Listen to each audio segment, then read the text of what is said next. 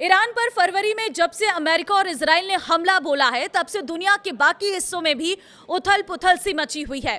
जंग भले ही पश्चिमी एशिया में लड़ी जा रही है, लेकिन इसकी ज्वाला से कोई अछूता नहीं है। लोगों को इंतजार है कि तुरंत इसका हल निकले और चीजें पटरी पर आ जाए। हालांकि अभी राहत मिलने की कोई गुंजाइश नहीं है। ऐसा हम नहीं कह रहे हैं, बल्कि IMF, वर्ल्ड बैंक और अंतर्राष्ट्रीय ऊर्जा एजेंसी जैसे दिग्गजों ने इसकी जानकारी दी है। नमस्कार, मैं हूं आपके साथ ममता तिवारी और आप देख रहे हैं न्यूज़ 18 का डिजिटल प्लेटफॉर्म। अंतर्राष्ट्रीय मुद्रा कोष IMF और वर्ल्ड बैंक ने आज 14 अप्रैल को वॉशिंगटन में एक संयुक्त बयान जारी करते हुए चेतावनी दी कि मिडिल ईस्ट में जारी जंग के चलते ईंधन और उर्वरक की कीमतें लंबे समय तक ऊंची बनी रह सकती है। ये ग्लोबल इकोनॉमी के लिए तीसरा बड़ा झटका माना जा रहा है। इससे पहले वैश्विक अर्थव्यवस्था कोरोना महामारी और रूस यूक्रेन युद्ध के रूप में दो बड़े झटके पहले ही झेल चुकी है। IMF और विश्व बैंक की स्प्रिंग्स मीटिंग के दौरान इन मुद्दों पर बात छिड़ी। IMF और विश्व बैंक की स्प्रिंग्स मीटिंग हर साल अप्रैल में वॉशिंगटन में रखी जाती है, क्योंकि दोनों के ही हेडक्वार्टर्स यहीं पर हैं। इसमें दुनिया भर के वित्त मंत्री और केंद्रीय बैंकों के गवर्नर आर्थिक चुनौतियों पर चर्चा करने के लिए हर साल इकट्ठा होते हैं। इस बार ईरान और अमेरिका के बीच जंग और इससे पैदा हुई ग्लोबल एनर्जी संकट पर चर्चाएं हुई।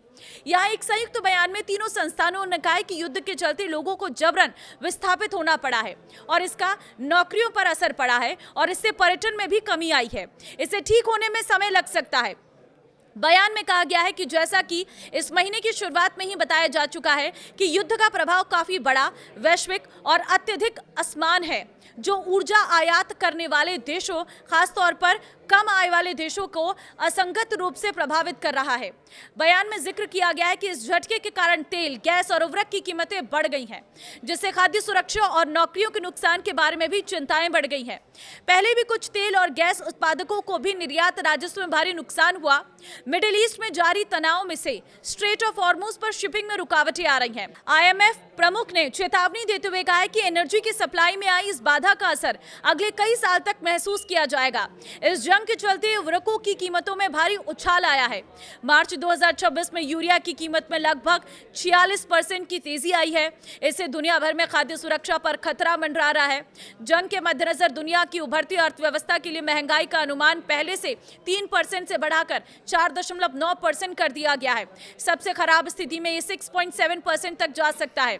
विश्व बैंक ने भी विकासशील अर्थव्यवस्थाओं के लिए विकास दर के अनुमान को 4% से घटाकर 3.65% कर दिया है। IEA की मासिक ऑयल मार्केट रिपोर्ट और IMF के वर्ल्ड इकोनॉमिक आउटलुक के जारी होने से ठीक पहले तीनों संस्थानों के प्रमुखों ने अपना ताजा आकलन साझा किया। बयान में कहा गया है कि हमने एक झटके से सबसे ज्यादा प्रभावित देशों की स्थिति पर भी चर्चा की। साथ ही हमारे संस्थानों द्वारा की गई प्रतिक्रियाओं पर भी बात की। हमारी टीमें आपस में मिलकर काम कर रही हैं, जिसमें देश के स्तर पर भी काम शामिल है, ताकि हम अपनी अपनी विशेषज्ञता का इस्तेमाल कर सकें और देशों को उनकी ज़रूरत के हिसाब से पॉलिसी से जुड़ी सलाह देकर मदद कर सकें। IMF और वर्ल्ड बैंक के मामले में जहां ज़रूरत हो वहां वित्तीय सहायता भी दे सके। तो फिलहाल देखिए, युद्ध तो अभी खत्म होता नजर नहीं आ रहा है। न अमेरिका मानने को तैयार है और न ही ईरान, और इजराइल तो लगातार हमले कर रहा है। अब ऐसे में जब स्थितियां इस तरह से विकट हो जाएं, तो कहीं ना कहीं इसका असर जो है वो महंगाई को देता है, और ये महंगाई अगर बढ़ती है तो इससे पूरी दुनिया में हाहाकार मचता है। तो ऐसे में एक नई महंगाई के दौर के लिए तैयार होने के लिए यहाँ पर अलर्ट आ चुका है। जब तक ये लड़ाई नहीं थमेगी तब तक यही स्थिति रहने वाली है। अब देखना होगा कि कैसे इस जंग का खात्मा होता है और किन किन बातों पर कब कब सहमति बन पाती है। फिलहाल इस रिपोर्ट को आप शेयर कर दीजिए, ताकि लोगों को इस नई जानकारी के बारे में और इस नए अपडेट के बारे में पता चल सके। नमस्कार।